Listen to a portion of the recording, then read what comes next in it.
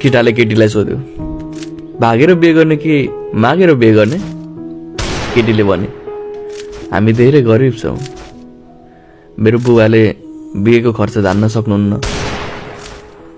र म मेरो बुवा आमाको धेरै सम्मान गर्छु, त्यसैले मर्छु तर भागेर बिहे गर्दिन। तर तिमी मेरो बुबा आमासँग कुरा गर्न सक्छौ, अगाडि उहाँहरूको इच्छा।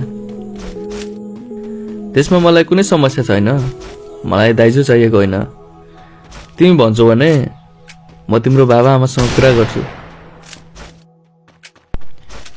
केटा केटीको घर जान्छ र बिहेको कुरा गर्छ।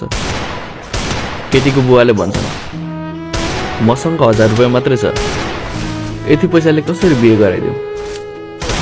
केटाले भन्यो, बिहे 1000 मा पनि हुन्छ, म भोलि आउँछु मेरो परिवारलाई लिएर। अर्को दिन केटा आफ्नो परिवार सहित आउँछ अनि सबैजना उसको गाडीमा बस्छन्। केही अगाडि गएर केटाले मिठाई पसलमा गाडी रोक्छ। केटीको बाउलाई 1000 को मिठाई किन्न भन्छ। मिठाई किनेर केटाले मन्दिरमा लगेर गाडी रोक्छ र मन्दिरमा केटीसँग बिहे गर्छ। केटाले भन्छ, ल अब त्यो मिठाई अब आफ्नो टोलमा लगेर बाँडिदिनुहोस्।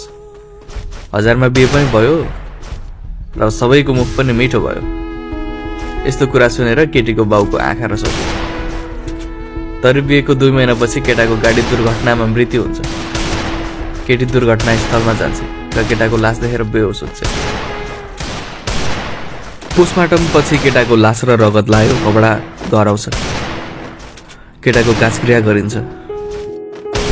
केटीले केटाको कपडा धोबीलाई धुन दिन्छ। धोबीले भन्छ, बहिनी यो कपडा फालिदेऊ, यो कपडा अब बेकार छ। तर केटी भन्छ, भयो म आफै धुन्छु, यो कपडा उहाँको यादको रूपमा म आफूसँग नै राख्नेछु सधैँ। केटीले आफै त्यो कपडा धुन्छ तर त्यसबाट रगतको दाग गएन। साँझ जब केटी सुती, उसले सपनामा एकजना बुढी आइमाईलाई देखी र डराएर उठी। अर्को दिन फेरि त्यो लुगा धोई तर पनि त्यो रगतको दाग गएन। फेरि सुती र फेरि पनि सपनामा त्यो बुढीलाई देखी। सपनामा त्यो बुढीले भने, यो रगतको दाग यत्तिकै जाँदैन। यो क्रम 1 हप्तासम्म चल्दै गयो।